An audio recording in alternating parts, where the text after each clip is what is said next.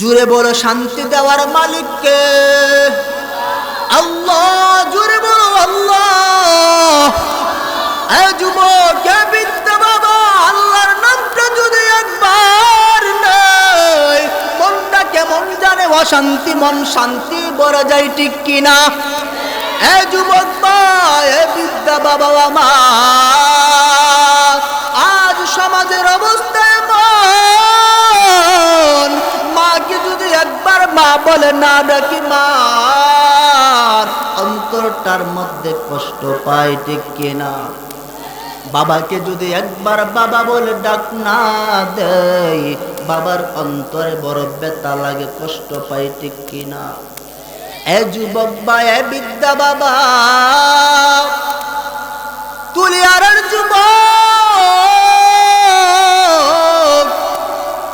তুলিয়ারা গ্রাম থেকে পাশের গ্রামের একটা বন্ধু তুমি বানাইলা। বন্ধুটাকে তুমি এক মাস যদি না দেখো, বন্ধুটাকে যদি একবার ভাই বলে না ডাক দেও, বন্ধুটার মনেও কিন্তু অনেক ব্যথা লাগে, কষ্ট পায়। এ যুবক ভাই, এ কালিমালা ইমানদার আল্লাহর গোলাম,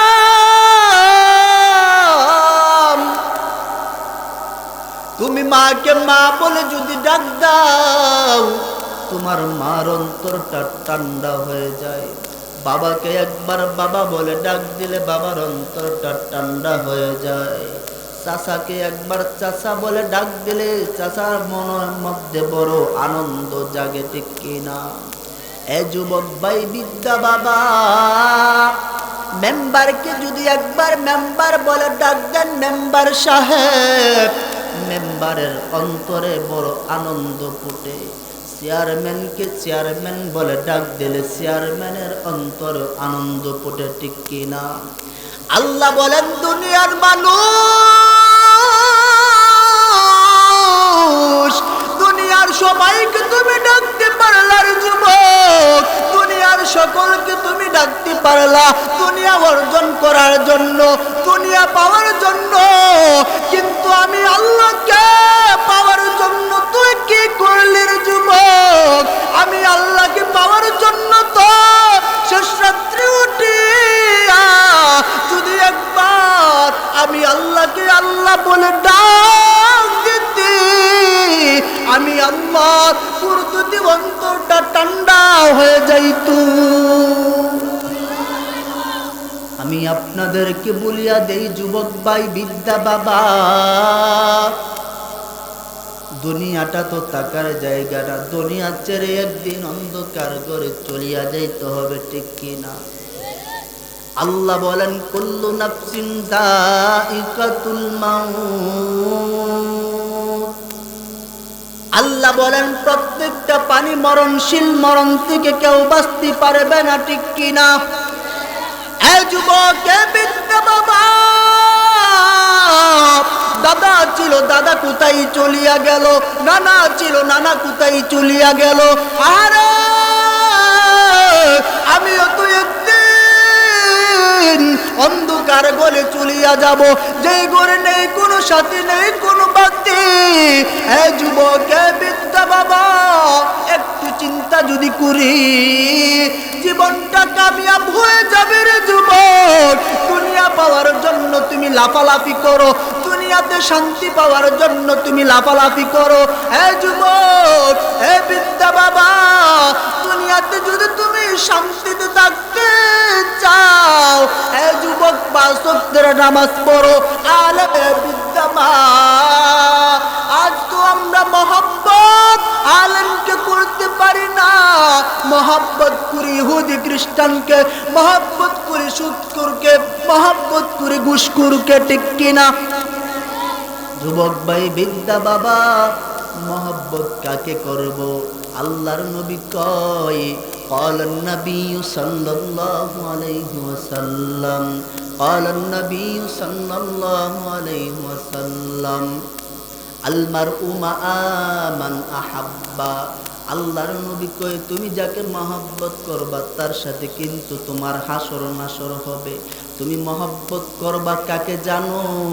যারা 5 ওয়াক্তের নামাজি, যারা আল্লাহওয়ালা পরহেজগার দিনদার, তাদেরকে মহব্বত করব, ঠিক কিনা? মহব্বত তো করি আমরা দুনিয়ার টাকাওয়ালাকে, পয়সাওয়ালাকে মহব্বত তো করি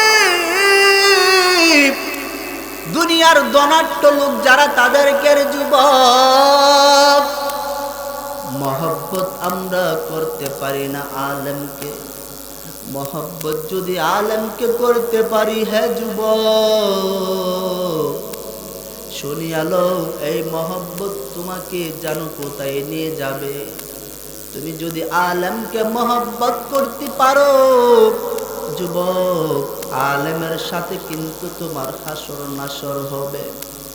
এ যুবক, এ বিদ্যা বাবা, এ কালী বাবার ইমানদার আল্লাহর গোলাম, তুমি যদি মহব্বত করতে পারো তুলিয়ারা পশ্চিম পাড়া মোহাম্মদিয়া হাফিজিয়া মাদ্রাসাকে, এই হাফিজিয়া মাদ্রাসার সাথে তোমার হাসর নাসরটা হয়ে যাবে। এই যুবক ভাই, বিদ্যা বাবা, এ পর্দার আড়ালের মা, তুমি যে আজ হাফেজ কুরআন ছোট্ট মাসুম বাচ্চাটাকে তুমি খাবার খাওয়াইলার মা, সকালবেলা ঘুম থেকে উঠিয়া তুমি এই কোরআনের পাখিটাকে তুমি খেদমত করলা, ভালোবাসলার মা, এই কোরআনের পাখিটা কিন্তু তোমাকে জান্নাতে না যাইয়া, কোরআনের পাখিটা তোমাকে তোমার আগে জান্নাতে যাবে না। এই কোরআনের পাখিটা জান্নাতে যাবে, তোমাকে নিয়ে জান্নাতে যাবে রে মা। এ যুবক ভাই, এ বিদ্যা বাবা, এই সাদা দাড়িওয়ালা আমার মুরব্বী বাবা, মনটাকে একটু বুঝাও, কেন আলেম উলামাকে মহব্বত করব না? কেন হাফেজ কোরআনকে মহব্বত করব না?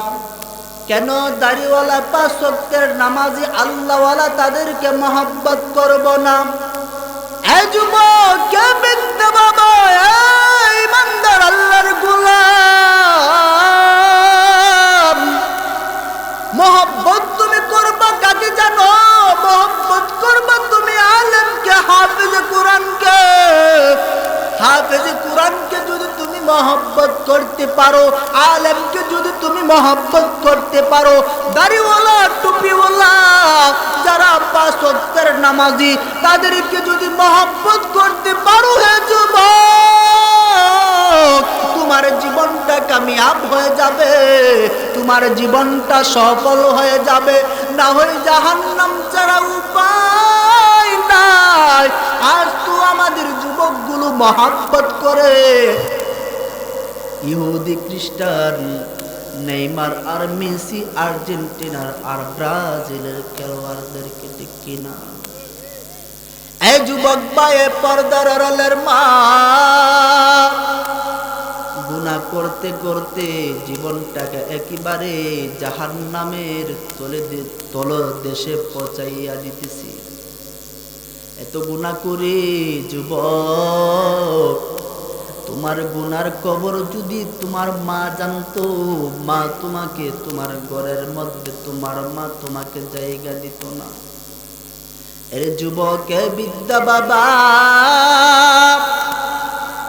গুনার কবর যদি তোমার বাবা জানতো, বাবা তোমাকে ঘরের ভিতরে ঢুকতে দিত না, ঠিক কিনা? এর যুবক, এ বিদ্যা বাবা, গুনার কবর কে জানে? জুড়ে বলো আল্লাহর নামটা আস্তে করে জুড়ে বলো, কে জানে? আল্লাহ জানে। এত গুনাহ করে তারপরও আল্লাহ টেবিলের, শীতের দিন টেবিলের মধ্যে যদি চাপ দাও, ঠান্ডা পানি আসে না, বরং গরম পানি আসে, ঠিক কিনা? আমি আপনাদেরকে বলে দেই, হ্যাঁ কুলিয়ারার যুবক, তুমি 3টা বাজে উঠিয়া তাহাজ্জুদের নামাজ পড়ার জন্য যুবক তুমি টেবিলের মধ্যে চাপ যদি দাও ওযু করার জন্য, যুবক খোদার কসমকে বলি টেবিল থেকে গরম পানি বের হয়ে আসবে। এ যুবক বা এ বিদ্যা বাবা, কত গুনাহ করি তারপরও আল্লাহ নিয়ামত কিন্তু আমাদেরকে কম দিতেছে না। আল্লাহর নিয়ামত প্রত্যেকটা সেকেন্ডে সেকেন্ডে কিন্তু আমরা ভোগ করতেছি। আল্লাহর নিয়ামত অসংখ্য অগণিত নিয়ামতগুলো আমরা খাইতেছি। এই যুবক বা এ বিদ্যা বাবা, কোন নিয়ামতের কথা আমি আপনাদের সামনে বলবো? আল্লাহ অসংখ্য অগণিত নিয়ামত তোমাকে আর আমাকে দিয়েছেন। আল্লাহ পাক রব্বুল আলামিন এত অসংখ্য অগণিত নিয়ামত তোমাকে আর আমাকে দিয়েছেন। আল্লাহ বলেন, বান্দা, সমুদ্রের পানিগুলো দিয়ে যদি তুমি কলমের কালি বানাও, তামাম পৃথিবীর বৃক্ষ তৃণলতাগুলো দিয়ে যদি কলম বানাও, সমুদ্রের সব আটলান্টিক মহাসাগর কোন যত পৃথিবীর বড় বড় মহাসাগরগুলো আছে, এই সাগরের পানিগুলো দিয়ে যদি কলমের কালি বানানো হয়, আল্লাহ বলেন, বান্দা, একটা কলম পরিপূর্ণভাবে হওয়ার পর বান্দা আমার নিয়ামতগুলো একটা একটা করে লিখতে থাক। উদার কসমকে বলে, হে কলিয়ার যুবক, আল্লাহর নিয়ামত একটা একটা করে লিখতে লিখতে কলমটা ভেঙে চূর্ণ বেচূর্ণ হয়ে যাবে। আল্লাহর নিয়ামতগুলো গণনা করে লেখে শেষ করা যাবে না। এ যুবক বা এ বিদ্যা বাবা, এ পর্দার আড়ালের মা, আল্লাহ তোমাকে আর আমাকে এত সংখ্য গণিত নিয়ামতের মালিক বানাইছেন, তারপরেও নামাজ পড়ি না, গুনাহ করি। মুয়াজ্জিন আজান দেয়, নামাজও আসি না। মুয়াজ্জিন আজান দেয়, ভিন্ন ভিন্ন পথে চলে যায়। মুয়াজ্জিন আজান দেয়, টিভির দোকানের সামনে বসিয়া থাকে। মুয়াজ্জিন আজান দেয়, ক্ষেত কামারের মধ্যে ব্যস্ত থাকে। হে যুবক, হে বিদ্যা বাবা, আমি তোর পায়ে হাত রাখিয়া বলিয়া যায়, আজান দেওয়ার পরে যত দুনিয়াবি কাজ আছে সব কাজগুলো তুমি লাথি মারিয়া ফেলে দাও। কারণ এই আজানটা দিয়েছে রে যুবক, এই আজানটা মুয়াজ্জিনকে দিয়ে কে দেওয়াইছে? জোরে বলো। আজানটা মুয়াজ্জিনকে দিয়ে আল্লাহ দেওয়াইছে, ঠিক কিনা? এ পর্দার আড়ালের মা, ওর মা, তুমি তোমার স্বামীর কথা শুনিও না। স্বামীর কথা না শুনিয়া ভিন্ন ভিন্ন পথে তুমি চলো। ওরে মা, মুয়াজ্জিন যখন আজান দেয় তখন তুমি স্টার জলসা আর জি বাংলা নিয়ে তুমি ব্যস্ত রে মা। মুয়াজ্জিন আজান দেওয়ার পর স্টার জলসা আর জি বাংলা নিয়ে তুমি ব্যস্ত থাকলেও হবে না রে মা। তুমি নামাজে দাঁড়াইতে হবে গো মা। কাজ করবো, করো, কোনো বাধা নাই। তুমি সংসারের কাজ করো, ছেলে সন্তানের, তুমি ছেলে সন্তানকে খেদমত করো, স্বামীর খেদমত করো, তাতে কোনো বাধা নাই। এই যুবক, হে বিদ্যা বাবা, আল্লাহর নবী তো বলেছেন, যখন তোমার স্বামী যা আদেশ করে ইসলামের ভিতরে তাকিয়া তাগুলো তুমি শুনবা। যখন স্বামী তোমার ইসলামের বাহিরে চলিয়া যায়, অনেক পুরুষ আছে বিবিটা পর্দা করতে চায়, ডোলা ডালা জামা পরতে চায়। অনেক পুরুষ আছে বেহায়া বেলাজা। এই সুন্দর বউটাকে ভিন্ন যুবকের আসর, তার যে সুন্দরী বউ আছে তার দিকে ধাবিত করতে চায়, ঠিক কিনা? এর যুবক বা এ বৃদ্ধা বাবা, এ পর্দার আড়ালের মা, আল্লাহর হুকুমগুলি পরিপূর্ণভাবে মানতে হবে। তোমার স্বামীটাকে বলো, হে স্বামী তুমি দাঁড়িয়ে রাখো। তোমার স্বামীটাকে বলো, স্বামী 5 ওয়াক্তের নামাজ পড়ো। তোমার সন্তানটাকে বলো 5 ওয়াক্তের নামাজ পড়ো। তোমার মেয়েটাকে বলো 5 ওয়াক্তের নামাজ পড়ো। তুমি একাই হাজী সাহেব হয়ে গেলা, তুমি একাই শুধু 5 ওয়াক্তের নামাজ পড়ার যুবক। এ বিদ্যা ভাই, এ সাদা দাড়িওয়ালা যুবক, তুমি নামাজ পড়তে আসো ভালো কথা, মুয়াজ্জিন যখন আজান দিয়ে দেয় তুমি নামাজ পড়তে আসো। মুয়াজ্জিন যখন আজান দিয়ে তুমি নামাজে যে আসো, তোমার সন্তানটা, এত বড় সন্তানটা নাক ডাকিয়া যে ঘুমায়, তোমার সন্তানটাকে নামাজের কথা বললা কি না? এই যে তুমি যদি বলিয়া থাকো, আল্লাহর কাঠ করায় গিয়ে তুমি আটক হবা না, না হয় আল্লাহর কাছে তোমার সন্তানটা নালিশ দিবে তোমার বিরুদ্ধে। ও মালিক, আমার বাবা নামাজ পড়তো, আমাকে একটা দিনও নামাজের কথা বলে নাই, আমি আপনাদের কি বলিয়ে তুলিয়ার আর যুবক। এ আমার বিদ্যা মা, এ আমার সাদা দাড়িওয়ালা বাবা, তোমার সন্তানটাকে তুমি কয়দিন নামাজের কথা বললা? তোমার মেয়েটাকে কয়দিন নামাজের কথা বললা?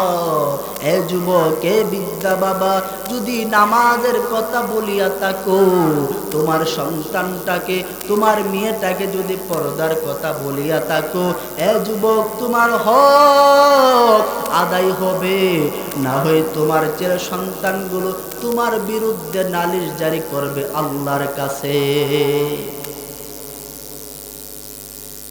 এ তুলিয়ারার যুবক বা এ বিদ্যা মা, দুনিয়ার প্রেমে পড়ে আজ নামাজ ছেড়ে দিতেছি রে যুবক। দুনিয়ার প্রেমে পড়ে, দুনিয়ার টাকা পয়সার লোভে পড়িয়া নামাজ ছেড়ে দিতেছি। যুবক, জানো হাসরের ময়দানের অবস্থা কেমন হবে? তুমি আজ টাকার পিছনে দৌড়াও, তুমি আজ বাড়ির পিছনে দৌড়াও, তুমি আজ নারীর পিছনে দৌড়াইয়া তুমি নামাজ গুলো ছেড়ে দিতেছো রে যুবক। শুনিয়া লও, তুমি যে মহব্বত করলা টাকাকে, হাসরের ময়দানে টাকা কোনো কাজে আসবে না। তুমি যে মহব্বত করলা তোমার মেয়েকে, তোমার বিবিকে, এই বিবি সন্তান, তোমার মেয়ে সন্তানগুলো হাসরের ময়দানে তোমাকে চিনবে না। এই যুবক, বিদ্যা বাবা, একটা নেকির জন্য যুবক তুমি চলিয়া যাইবা। এ বিদ্যা বাবা, একটা নেক কমতি, একটা নেক কম, আল্লাহ হাসরের ময়দানটা ঘুরাইবে। একটা নেক যাও বান্দা, একটা নেক দেখো তুমি কোথায় গিয়ে পাও কিনা হাসরের ময়দানে। তখন যুবক ভাই, বিদ্যা বাবা, একটা নেকের জন্য হাসরের ময়দানে ঘোরাঘুরি করব। সামনে পড়বে বিবি, বিবিকে ডাক দিয়ে বলবো, বিবি আমার, দুনিয়ার ভালোবাসো তুমি, দুনিয়ার বুকে আমাকে অনেক ভালোবাসছো রে। ও আমার বিবি, এখন আমার একটা নেক কম, আমি আটক, জান্নাতে যাইতে পারতেছি না। বিবি আমার, তুমি আমাকে একটা নেক দাও। বিবি ডাক দিয়ে বলবে, সময় আমার স্বামী ছিলা, এই দুনিয়াতে তো আমার কোনো বিবাহ হই নাই, নিরুপায় হইয়া তুমি আরেকবার দূর মারবা তোমার আদরের সন্তানটার কাছে। সন্তানটার কাছে যাওয়ার পর, সন্তানটার কাছে যাওয়ার পর, সন্তানের কাছে একটা নেক চাইবা। সন্তান ডাক দিয়ে বলবে, এই দুনিয়ার বুকে আমার কোনো বাবা ছিল না। তখন তুমি ফিরাইয়া আসিয়া আরেকজন তোমার যে মেয়ে ছিল, তোমার যে ভাই বন্ধু, সবার কাছে যাইবা, কারো কাছে একটা নেক পাইবা না। না পাইয়া তুমি আবার ফিরাইয়া মালিকের কাছে উপস্থিত হইবা। উপস্থিত হওয়ার পর আল্লাহ ডাক দিয়ে বলবেন, ওরে আমার গুনাহগার বান্দা, হাসরের ময়দানে একটা নেক পাইবি না আমি জানি, তারপরেও বান্দা তোকে শিক্ষা দেওয়ার জন্য হাসরের ময়দানে তোকে ঘুরাইলাম। একটুখানি নেকের তরে রোজ হাসরের ময়দানে বাবা ঘুরবে ছেলের পিছে, ছেলে বাবার আগেতে। আহা এই হাসরের ময়দানে আল্লাহ কিন্তু কাউকে ছাড়বে না। ঠিক মতে পড়িলে নামাজ জান্নাত হবে ঠিকানা, ঠিক কিনা? ঘুমের চেয়ে নামাজ ভালো, আর তুমি ঘুমাইবা না। ঘুমের চেয়ে নামাজ ভালো, আর তুমি ঘুমাইবা না। ঠিক মতে পড়িলে নামাজ জান্নাত হবে ঠিকানা। এ কালিমাওয়ালা ইমানদার আল্লাহর গোলাম, আমরা তো অনেকে নামাজ পড়ি, নামাজ কম্পিউটার নামাজ, 1 মিনিটে নামাজ গুলো সারিয়া ফেলে, ঠিক কিনা? নামাজ পড়ি, রুকু সেজদা হইল কিনা? নামাজ পড়ে মানুষকে দেখানোর জন্য, মানুষ আমাকে বড় মুসল্লি বলবে, মানুষ আমাকে বড় নামাজি বলবে, এই চিন্তা ফিকির করিয়া অনেকে আমরা নামাজে দাঁড়াই, ঠিক কিনা? এর যুবক বা এ বিদ্যা বাবা, আমি তোমাদেরকে বলে নামাজ পড়ব কাকে খুশি করার জন্য? আল্লাহর নামটাই তো আস্তে নিলে চলবে না। সামনে তো এখন আর কোনো নির্বাচন নাই। কি কোন তলিয়াতে নির্বাচন আছে? মেম্বারের নির্বাচন আছে? চেয়ারম্যানের? সামনে তো চেয়ারম্যানের আর মেম্বারের নির্বাচন নাই। বড় নির্বাচন যদিও আসে, ভোট তো দেওয়া যায় না, ঠিক কিনা? রাতের অন্ধকারে ভোটের বাক্স সব ভরিয়া ফেলায়, ঠিক কিনা? আমি আওয়ামী লীগকেও বলি না, বিএনপিও কেউ আমি বলি না। যেই দল এসব কাজ করে এই দলের উপরে কথাগুলো লাগবে, ঠিক কিনা? এই যুবক ভাই বিদ্যা বাবা যেই কথা বলতেছিলাম, নামাজ পড়ব কাকে খুশি করার জন্য? জোরে বলো, কাকে খুশি করার জন্য? ইন্না সলাতি ওয়া নুসুকি ওয়া মাহইয়ায়া ওয়া মামাতি লিল্লাহি রাব্বিল আলামিন।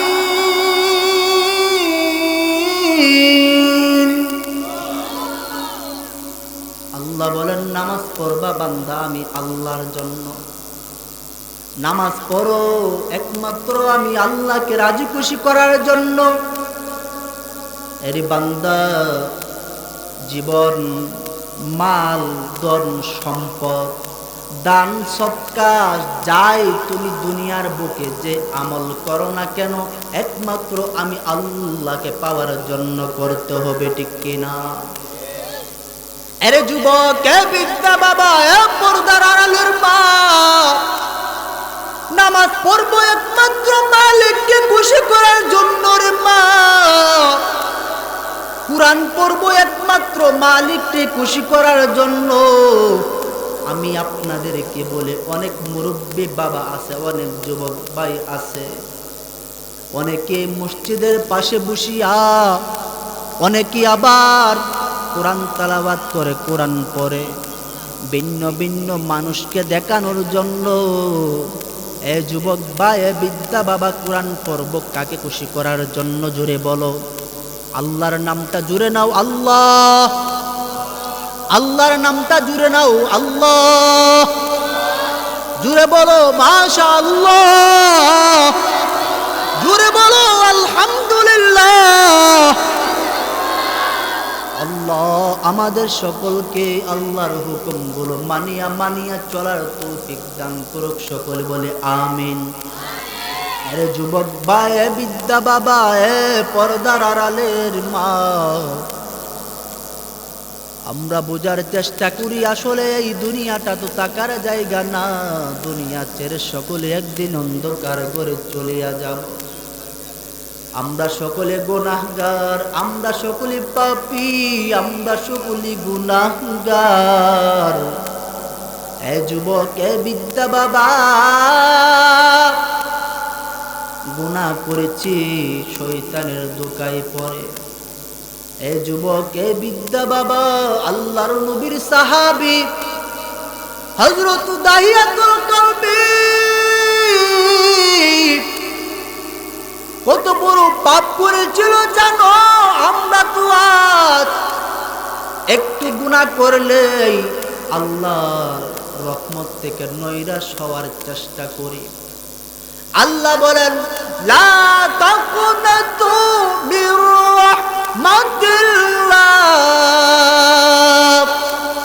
আল্লাহ বলেন, বান্দা আমার রহমত থেকে নৈরাশ হবি না। আমরা পাপ করেছি, গুনাহ করেছি, আল্লাহর কাছে তওবা করতে হবে, আল্লাহর কাছে মাপ চাইতে হবে। কালিমা লা ইলাহা ইল্লাল্লাহ সকলে পড়ি, লা ইলাহা ইল্লাল্লাহ মুহাম্মাদুর রাসূলুল্লাহ সাল্লাল্লাহু আলাইহি ওয়াসাল্লাম। আল্লাহর নবী কয়, এই কালিমা যে বিশ্বাস করে, ইয়াকিন করে পড়বে, জাহান্নামের আগুন তাকে খাইবে না। সুবহানাল্লাহ। এ যুবক বা, এ বিদ্যা বাবা, এ পর্দার আড়ালের মা, গুনাহ করেছি, মাপ চাইবো কার কাছে? আল্লাহর কাছে। নামাজ পড়ি নাই, সুদ খাইলাম, ঘুষ খাইলাম, ভিন্ন ভিন্ন পথে চললাম, ভিন্ন ভিন্ন পথে চলিয়া জীবনটাকে ধ্বংস করিয়ে দিলাম। আল্লাহর কাছে মাপ চাইবো, আল্লাহর কাছে ক্ষমা চাইবো। এ যুবক, এ বিদ্যা বাবা, তুমি নামাজ পড়ো নাই, তুমি আল্লাহর হুকুমগুলো মানো নাই। এ যুবক, মন ঘাবড়ানো যাবে না।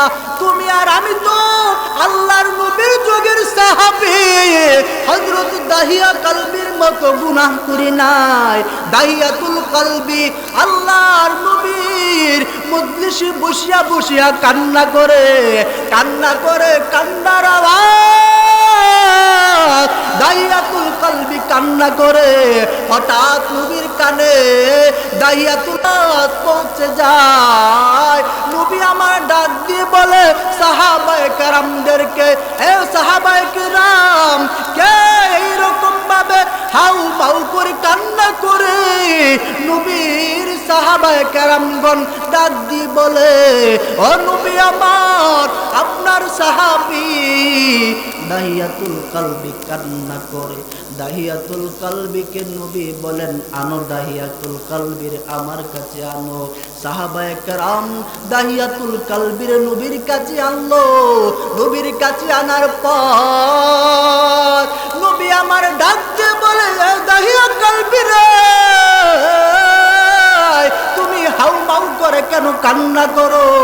দাহিয়াতুল কলবি আবার ডাক দিয়ে বলে, নবী আমার, আমি এত বড় পাপ করে ফেলেছি, আমি এত বড় অন্যায় করে ফেলেছি, মনে হয় মালিক আমার অন্যায়, আমার পাপ মালিক মনে হয় ক্ষমা করবে না।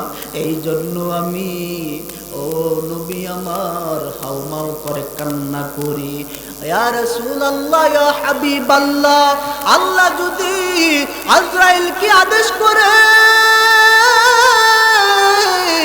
আজরাইল যদি আমার জানটা বের করে নিয়ে যায়, মনে হয় 3.5 হাত মাটির ঘরে যাইয়া আমি শান্তি পাবো না। আমার কবরটা মনে হয় জাহান্নামের গর্ত হয়ে যাবে। দাহিয়াতুল কলবির কথা শোনার পর আমার নবী আবার ডাক দিয়ে কয়, এ দাহিয়াতুল কলবি রে, তুমি কি এমন গুনাহ করেছো, কি এমন পাপ করেছো? তুমি আমি নবী নবীর কাছে বলো না, দাহিয়াতুল কালবি বলে না, লজ্জায় পড়ে শর্মিন্দা হয়ে বলে না। আবার নবী আমার ডাক দিয়ে কয়, এ দাহিয়া কালবি রে, তুমি কি এমন গুনাহ করেছো? বলো না। আমি নবীর কাছে বলো না। দাহিয়াতুল কালবি কান্না করে আর বলে, নবী আমার, আমি বংশভাবে একজন ব্যবসায়িক ছিলাম, ব্যবসা করার জন্য দূর দেশে চলিয়া যাব, পাড়া প্রতিবেশীর কাছ থেকে আমি বিদায় নিলাম। বিদায় নেওয়ার পর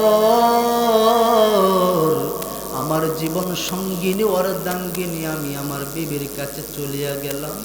বিবির কাছে যাওয়ার পর আমার বিবিকে আমি ডাক দিয়ে বললাম, বিবি রে, দুনিয়া থেকে আমার এই গ্রাম থেকে আমি দূর দেশে চলে যাইতেছি ব্যবসা করার জন্য।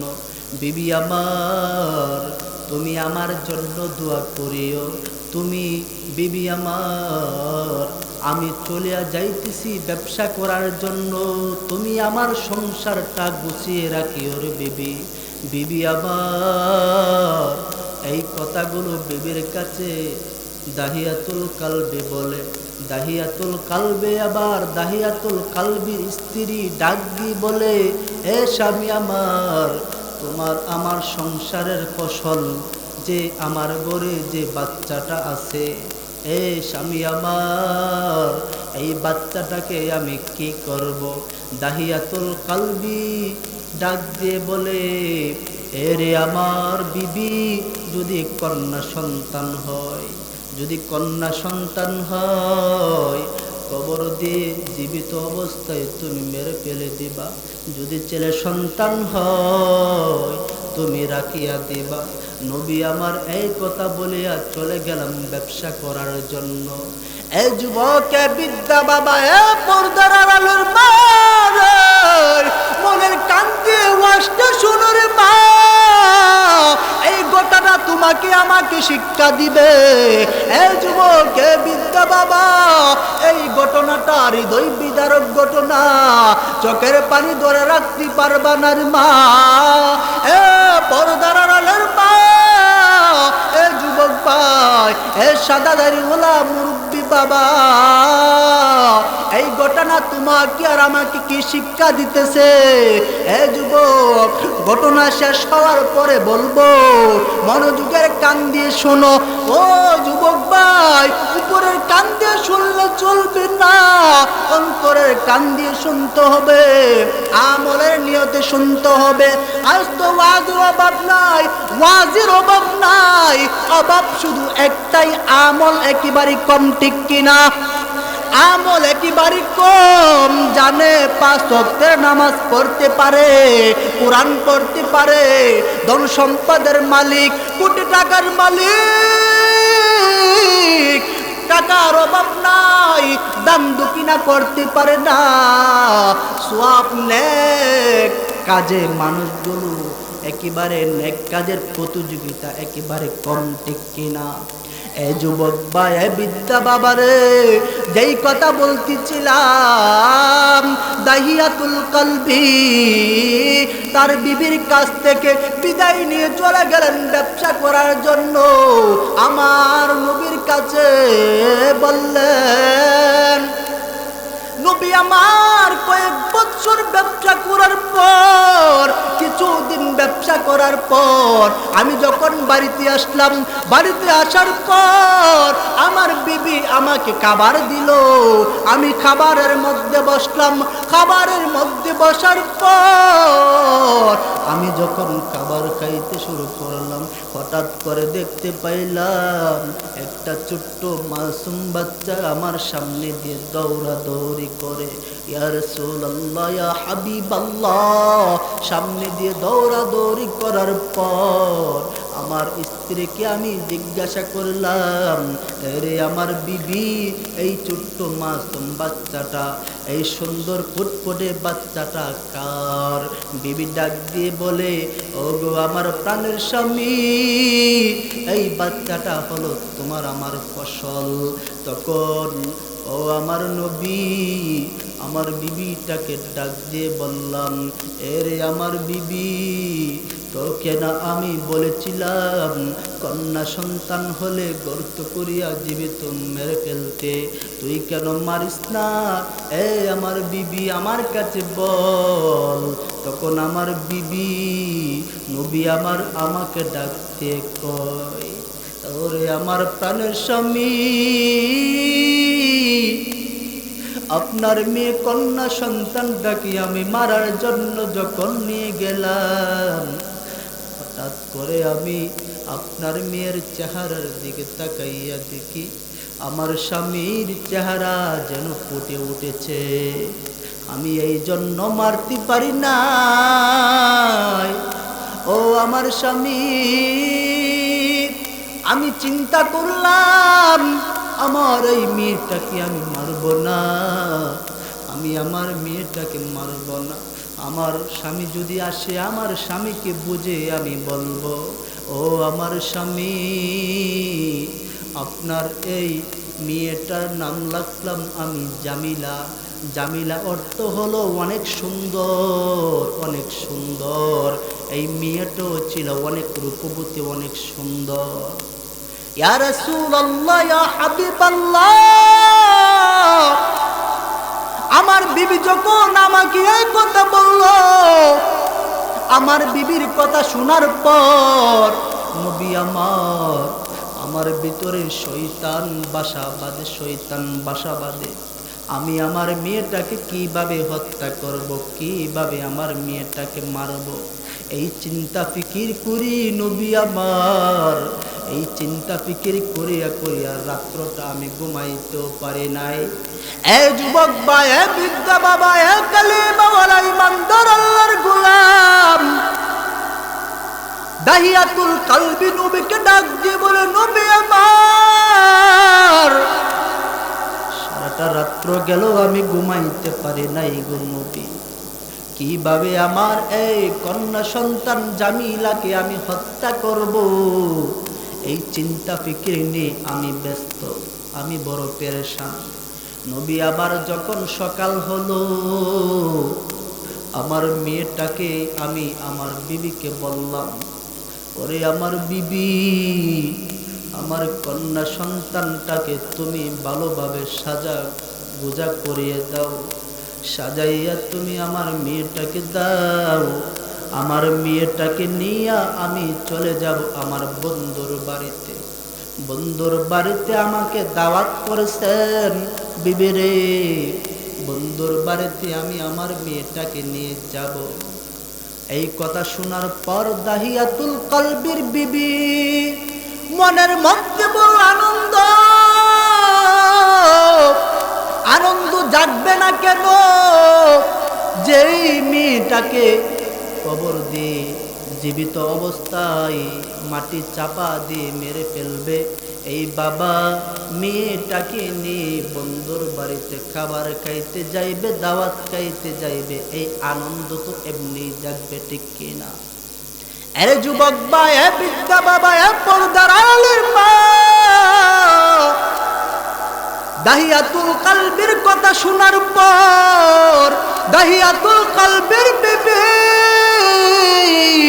জামিলাকে সুন্দর করে সাজাইয়া, ভালো কাপড় পরাইয়া জামিলাকে সাজাইয়া গুজাইয়া স্বামীর কাছে দাহিয়াতুল কলবির কাছে আনিয়া উপস্থিত করলো। দাহিয়াতুল কলবি ছোট্ট সন্তান জামিলাকে নিয়ে চলে গেলেন, রাস্তায়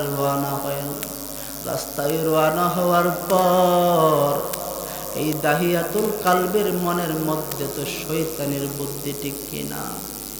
এ যুবক বা এ বিদ্যা বাবা, তোমার আমার নবী, নবী মুহাম্মদুর রাসূলুল্লাহ সাল্লাল্লাহু আলাইহি ওয়াসাল্লামকে ডাক দিয়ে বলেন, নবী আমার বিবি আমার জামিলাকে সাজাইয়া যখন দিল, আমি চলে গেলাম বন্ধুর বাড়ির কথা বলিয়া আমার সন্তান জামিলাকে নিয়ে মরুভূমির প্রান্তরে রওনা হলাম। মরুভূমির প্রান্তরে যাওয়ার পর বিশাল দূর মরুভূমি,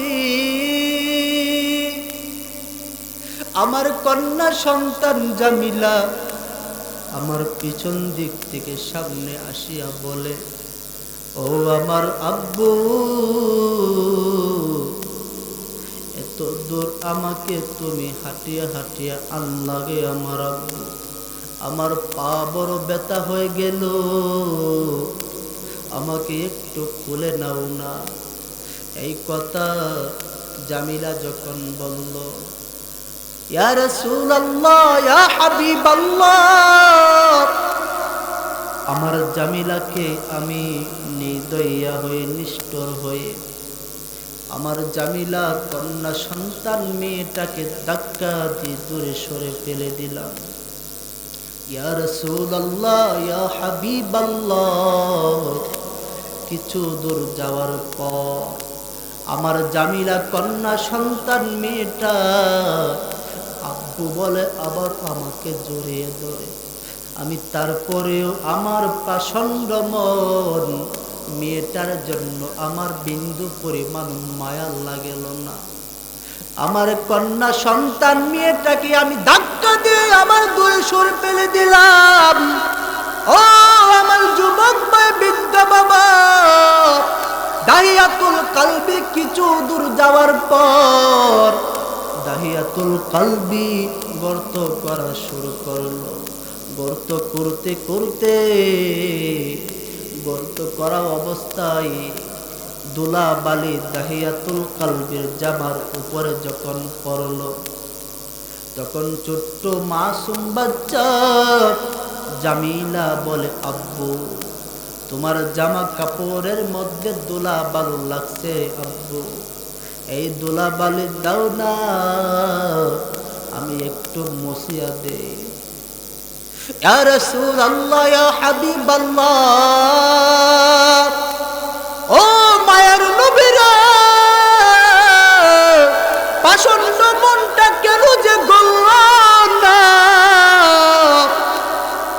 একটু আমার জামিলার জন্য আমার মনটা গলে নাই। ইয়া রাসূলুল্লাহ, এই জামিলা আমার শরীরের গামগুলো মুছিয়া দিল, তারপরও আমার প্রচণ্ড মনটা একটুও গলল না। আমার যুবক ভাই, বিদ্যা বাবা, দাহিয়াতুল কলবে গর্ত করতে করতে করতে করতে এক পর্যায়ে যখন শেষ হয়ে গেল, মনোযোগের কান দিয়ে শোনো রে যুবক, মনোযোগের কান দিয়ে শোনো। দাহিয়াতুল কলবি এত বড় পাপ করেছে, এত বড় অন্যায় করেছে, তারপরেও দাহিয়াতুল কলবের গুনাহ আল্লাহ মাফ করে দিয়েছেন। এর যুবক, কি পাপ করেছেন আমি আপনাদেরকে বলিয়া দিব। এই যুবক ভাই, বিদ্যা বাবা, দাহিয়াতুল কলবি যখন গর্ত করা শেষ হয়ে গেল, ছোট্ট মাসুম বাচ্চা জামিলাকে ডাক দিয়ে বলে, এ জামিলা, আসো না, কবরটার কাছে একটু আসো না, গর্তটার কাছে একটু আসো না। জামিলা বাবার কথা শোনার পর গর্তর কাছে যখন জামিলা আসলো, ইয়া রাসূলুল্লাহ, আমার কন্যা সন্তান মেয়েটাকে আমি ধাক্কা দিয়ে গর্তের ভিতরে ফেলে দিলাম। ওগো নবীজি, গর্তের ভিতরে পালানোর পর আমার জামিলার উপরে আমি একটা ছোট্ট কঙ্কর দিয়ে আমি দাগ করে যখন জামিলার উপরে মারলাম, আমার ছোট্ট সন্তান জামিলা আমাকে ডাকতে বলে, বাবা আমার, তুমি তো বলেছ মার কাছে তুমি আমাকে দাওয়াত খাইতে আপনার বন্ধুর বাড়িতে নিয়ে যাবেন। এখন দি বাবা, তুমি আমাকে কোথায় নিয়ে আসলা? তুমি নিজ হাত দ্বারা গর্ত করিয়া গর্তের ভিতরে পালিয়ে দিলা। ওরে বাবা, আমাকে আমার মার কাছে যেতে দাও, মার কাছে যেতে দাও। ওগো নবীজি, ইয়া রাসূলুল্লাহ, ইয়া হাবিবাল্লাহ, এই কথা বলে আমার ছোট্ট মাসুম বাচ্চা জামিলা এই কোলে নাই। ওগো নবীজি, কিছুক্ষণ পরে আমার ছোট্ট মাসুম বাচ্চা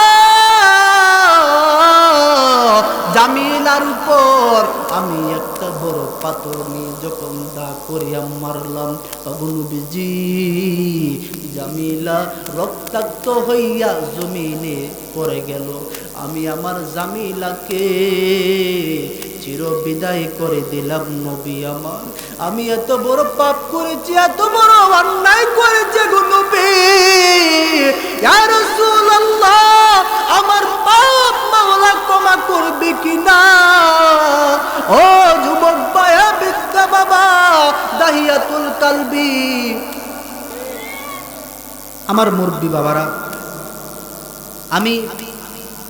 আমি আপনাদের সামনে আমার একেবারে মহব্বতের মানুষ ছিলেন, আমি যাকে অনেক মহব্বত করতাম, আমার মামা, যার কাছ থেকে গজল সঙ্গীত শিক্ষা করে অনেক বড় মাপের আলেম হয়েছেন, আল্লামা আইনুদ্দিন আল আজাদ রহমাতুল্লাহি আলাইহি, দেশের অনেক বড় একটা সম্পদ ছিলেন।